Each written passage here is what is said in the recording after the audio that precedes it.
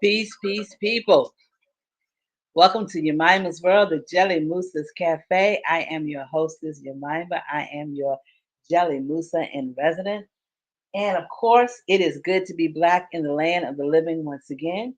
We got one more day after today in the month of Hoodoo Heritage Month. Once again, shout out to Mama Ruth for bringing us together at this time. Of course, we know that even after October, we are still hoodoo, and I will still be bringing stories about our ancestors, about what they did back in the day, and how we have continued the legacy and continue to do the things that they taught us, whether they taught us when they were on this side or whether they're teaching us in the spirit now. A lot of our ancestors are teaching us in the spirit. I know that mine are. And whether they use other people to do it, whether they use books, music, or whatever, they are teaching me what their legacy is. All right, so tonight's going to be a twofer because both stories are short.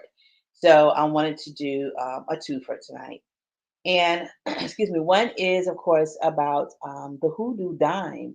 Um, I found a mercury dime in my mother's things when she passed away, when she transitioned and joined the ancestors. I found some coins in her jewelry box, and one of them is a mercury dime. Actually, I found two mercury dimes. She never wore them on her person that I know of, but they were definitely in her jewelry box. She had two mercury dimes. So now that I have started, to read some things and research some things, I kind of understand the meaning behind them and what they represented. So tonight, the first story is going to be about the Mercury Hoodoo Lucky Dime. And this story is taken, or it was interviewed in 1937 on December 1st, and is from the WPS, the Workers' Progress Society, where they would interview former enslaved Africans. And so we are going to talk about Miss Colbert. And Miss Colbert lives with her daughter, and this is at the time of the writing. Miss Colbert lives with her daughter in a very comfortable home. She seems very happy and was glad to talk of her early days. She would laugh when telling of the experience of her family. She has reared a large family of her own and feels very proud of them. Um, there was a woman house that they would go and visit, and they would go down the river in a canoe. And Miss Cooper said that she let us stay all night with her, and we went on to Grandpa Campbell's. That's We always called him Grandpa instead of Master. So the her enslaver, they called him not Grandpa, Grandpap. Um, when he saw us coming, he said, "Lord have mercy, here comes them poor little children." I stayed with them that time until I was big enough to be a house girl. Then I went to live with the Harrison family in Albany, and I lived with them until I married old Sam Duncan and came to Wayne County to live. I've raised a family of 9 children, and I have 37 grandchildren and 20 great grandchildren. Every one of my children wears a silver dime on a string around their leg to keep off the witch's spell. One time, before my daughter Della got to wearing it, she was going down the road, not far from our house, when all at once her leg gave away and she couldn't walk. Of course, I knew what it was. So I went after Linda Woods, the witch doctor.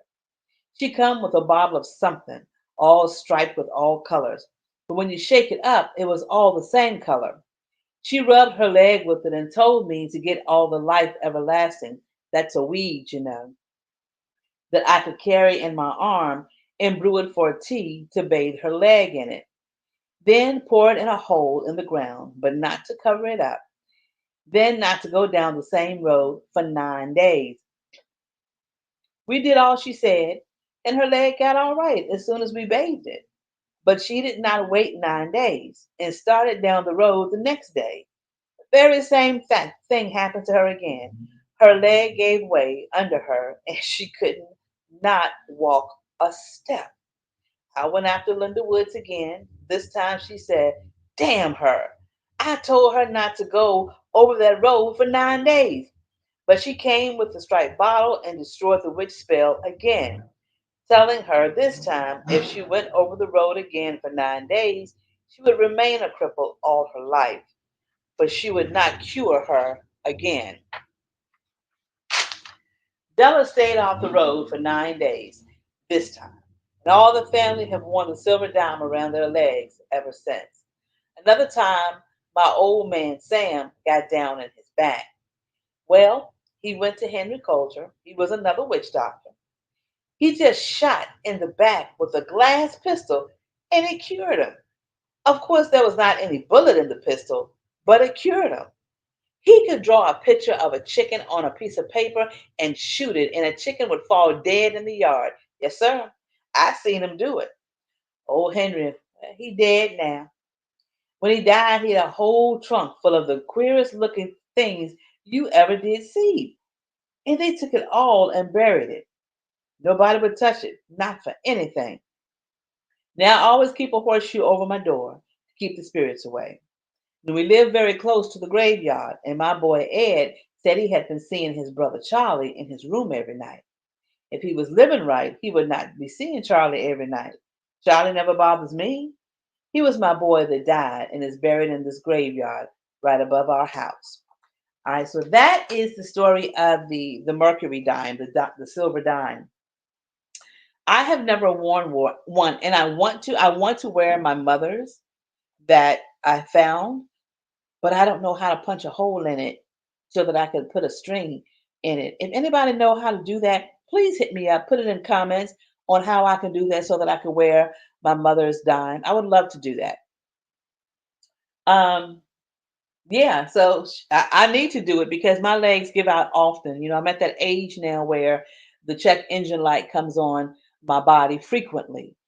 You know how you get in your car and when you first turn it on, all the lights come on and it's lit up like a Christmas tree. Well, that's what happens to your body sometimes when you get older. Your check engine light and all your lights come on, the light on your knees, the light on your arms, the light on your back, light on your feet, the light on your head, all of them come on. And so maybe I need to get me a dime or figure out how to put a hole in the one that my mama had so that I can be healed. All right. So the second story is about Black Herman. All right. So Black Herman was born Benjamin Rucker in 1889. He died in 1934. He was an African American herb doctor, a spiritual teacher, a stage magician, and a political activist.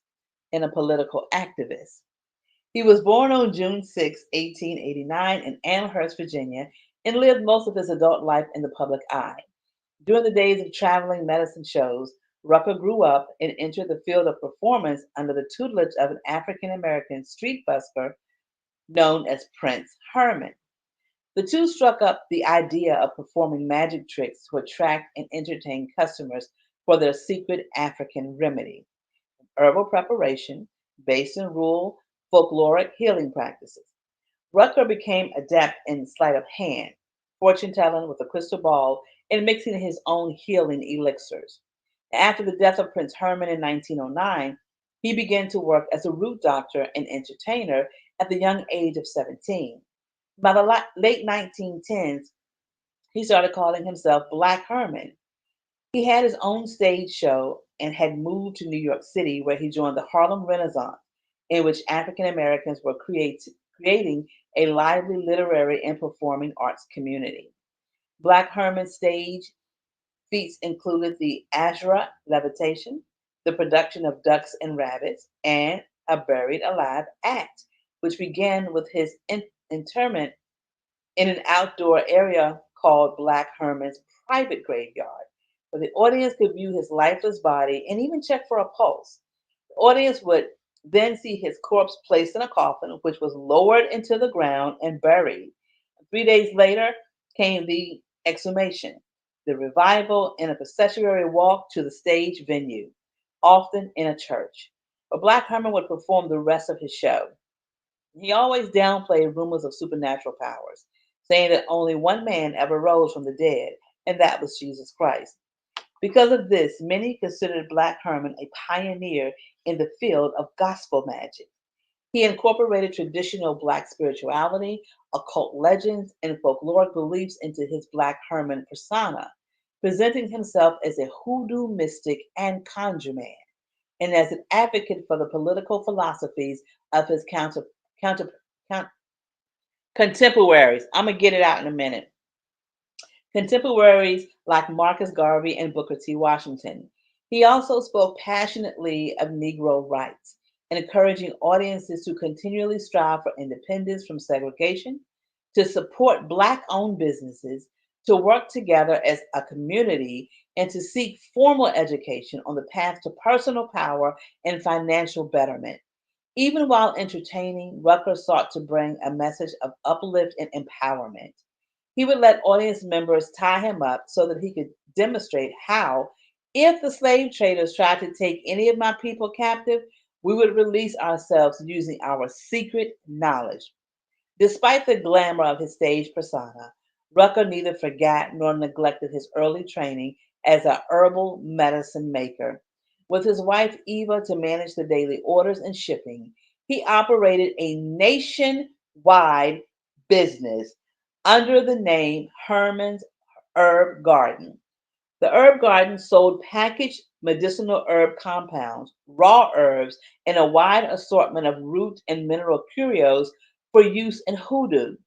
Among these products was a spiritual bath and floor wash called Young's Chinese Wash. It was manufactured in New York City by the mysterious Mr. Young, a Jewish pharmacist's son who worked in and served the urban Black spiritual community. The Ruckers purchased a townhouse on West 119th Street where they cultivated a demonstration herb garden and established themselves as prominent members of the community. They hosted a weekly study group at their home, which was attended by preachers, intellectuals, and politicians. Rucker was an elk, a Freemason, a Knight of Pythias, and a member of the AME Church.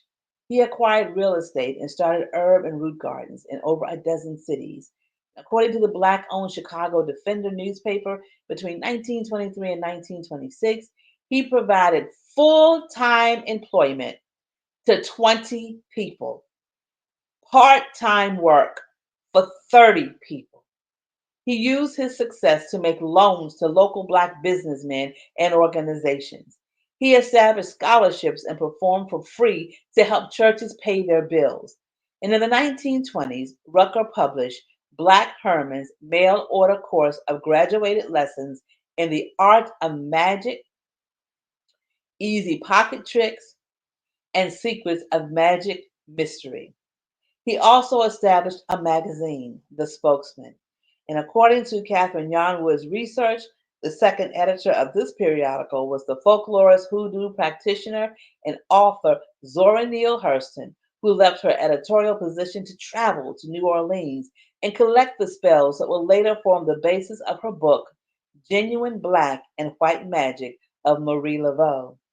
Black Herman's career came to an abrupt end on April 15th, 1934, when he collapsed on stage at the Palace Theater in Louisville, Kentucky. And due to the fame of his Buried Alive act, many people refused to believe that he was really dead. And thus it came about that his assistant, Washington Reeves, charged admission to view Rucker's corpse at the funeral home, bringing a dramatic close to a life spent in showmanship and root doctrine. He was buried in Woodlawn Cemetery in the Bronx in New York City. When I tell you I love this man's story with every fiber of my being, I love it because hoodoo, again, it's not something that you do. It's something that you are. It's your life. It's something that's part of your life every day. And to think back in the 1920, between 1923 and 1926, this man using his herbs and his root gardens and things of that nature and using his magic to build up his clientele and to make money. He was able to fully employ 20 people full time and 30 part time. That is amazing.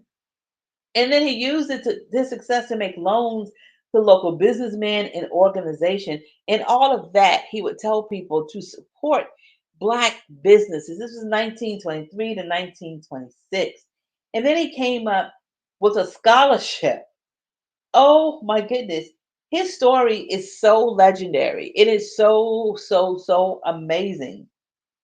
I am so enamored with him. I think I'm going to have to put um, Baba Black Herman on my altar and see if I can maybe tap into that energy of businessman, of being a business person. Because I would love to be able to employ people, and not so much of because I'm not a herbalist.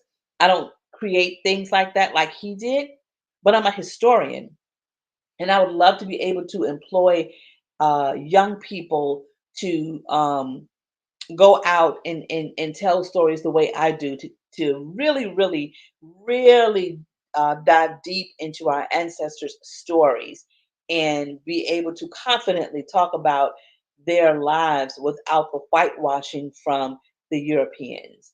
So this story is really, really a good one, and I really, really, like I said, Baba uh, Herman. Yeah, I'm all about it. I went to a magic show. It's been few years now, probably about maybe 7, 8 years ago. I went to a magic show, and it was all Black magicians. It was 4 men, 3 men, 3 men, and it was a couples act. And one of the guys, oh God, I wish I could remember his name. I might drop it in the comments if I remember. But he was so amazing, and it's been so long that I can't really remember um, all of the acts that he did or all of the magic talent that he had. But I do remember at the end of it when he spoke, he paid honor to the ancestors. He spoke about Black Herman being a magician, and he also spoke about um, Henry Box Brown. And I'll be telling his story probably one of my lunchtime story times, but he also spoke about Henry Box Brown. And if you don't know who Henry Box Brown is, he was a enslaved man who lived in Richmond, Virginia, and he mailed himself to freedom. And after he got free, he became a magician and he toured with his magic act. And so I was really, really impressed to hear this magician talk about his ancestors and how he had studied them. It was an honor. It was an honor. All right. So we got one more day in Hoodoo Heritage Month. You know the drill. Love yourself, love each other, um, give yourself some grace, give each other some grace. Honor your ancestors. They will honor you. We are our ancestors. Stay hot. Well, not stay hot, but stay cool, stay warm wherever you are. And most of all, until next time, family, uh, stay Black. Peace.